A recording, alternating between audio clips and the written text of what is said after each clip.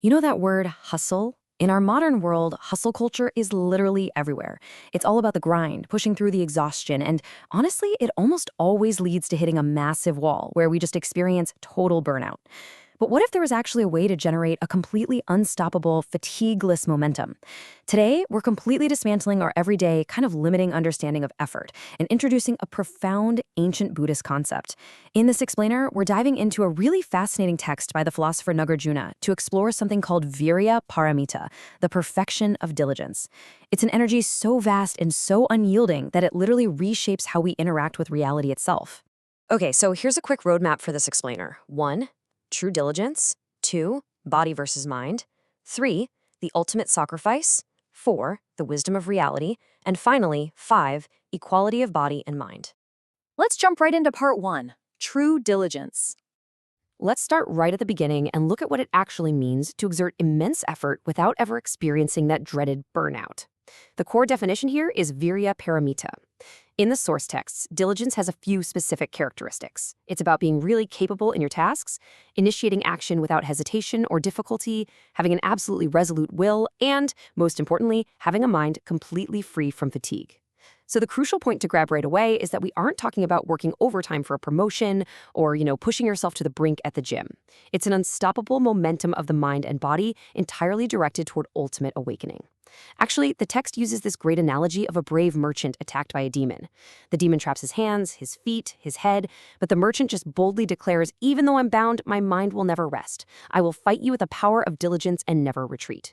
That relentless, unceasing energy fueled by massive compassion is what true diligence really is. Moving right along to section 2, body versus mind. Now, this is where we pivot to a really fascinating divide between physical actions and mental states. It's so interesting to see how the raw, external physical grind is contrasted directly with the refined internal cultivation of wisdom. The text breaks diligence down into two distinct categories. First up is bodily diligence. This is all about our external actions in the world. We're talking about immense physical charity, freely giving away your wealth, and even enduring severe physical hardship just to help others. Then, on the totally opposite side, we have mental diligence. This is that subtle internal focus. It involves practicing deep meditation, mastering non-attachment, and constantly seeking the profound wisdom of true reality. So you're basically looking at the difference between the gross, external, physical effort of the body and the subtle, internal, liberating realization of the mind. Which brings us to section 3, the ultimate sacrifice. To really truly understand the absolute peak of bodily diligence, we have to look at an incredibly visceral, unforgettable story from the ancient texts, and fair warning, it carries a ton of emotional weight. It's the story of the truth-seeking Brahmin. He lived in an era when the true teachings were seemingly lost to the world forever, and he relentlessly searched the entire earth for 12 whole years, just hoping to find a single verse of secret wisdom. Finally, he meets someone who actually has the teaching, but they demand a terrifying price. To record the Dharma, the Brahmin is told he has to use his own skin as paper, break his own bone to use as a pen, and draw his own blood for ink. If physical sacrifice is the absolute peak of bodily effort, this story of tearing away your own flesh just to preserve wisdom is its ultimate absolute manifestation. He literally gave his own body to save the truth. And what was that single verse he endured so much unimaginable pain to record? It translates to, "As the Dharma dictates, so should one practice. What is not Dharma should not be accepted." That is the exact verse he wrote in his own blood. It completely demonstrates a level of earthly sacrifice that, honestly, starkly contrasts with the peaceful, serene, floating on clouds imagery we usually associate with spiritual practice. It proves that true bodily diligence is an incredibly active, profound commitment to the truth, to the point where you don't even spare your own life. Let's dive into section 4, the wisdom of reality. But here is where the text takes a brilliant philosophical turn. If sacrificing your own bones and blood is the absolute peak of physical effort, what could possibly top it? Well, the text poses a really tough question. The true reality of all phenomena, according to this deep wisdom, is unconditioned.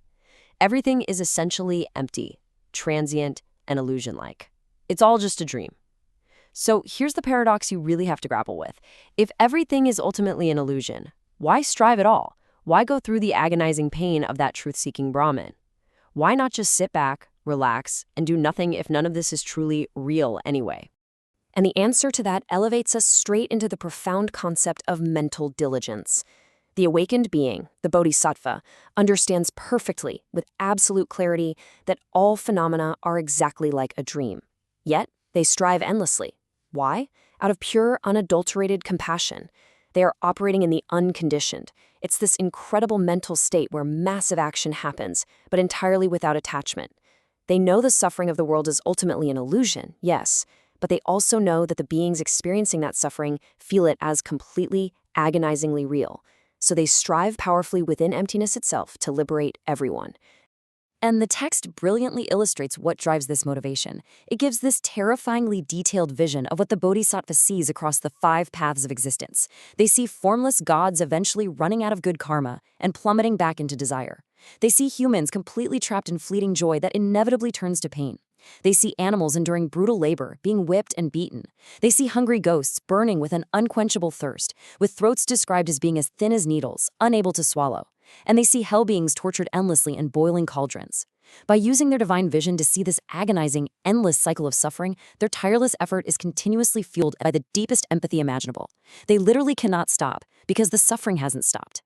Finally, we reach Section 5, Equality of Body and Mind.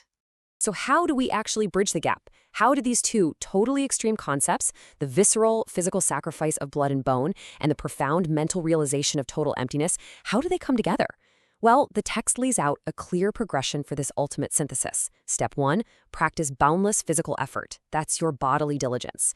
Step 2, realize the mental emptiness of all phenomena. That is your mental diligence. Step 3, achieve the pure equality of body and mind. True perfection requires both of these realms acting in absolute perfect harmony. As the text explains, because the body's diligence reaches equality, the mind reaches equality. And because the mind reaches equality, all phenomena are suddenly seen in perfect equality. I absolutely love this quote from the text. Listen to this. Not seeing the body, not seeing the mind. Everything done by body and mind is let go, acting as if in a dream, awake, yet doing nothing. This passage shows us the final, awe-inspiring stage of this practice.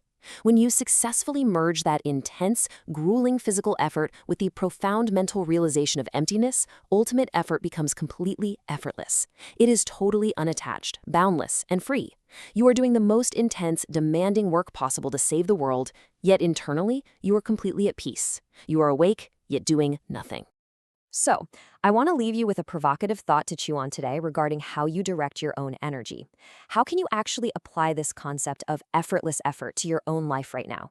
How can you act with unstoppable compassion, putting in immense effort to help others or achieve your goals, without being so rigidly attached to the outcome?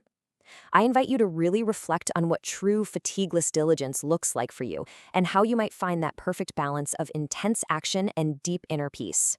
Thanks so much for joining me for this explainer. Keep questioning and keep learning.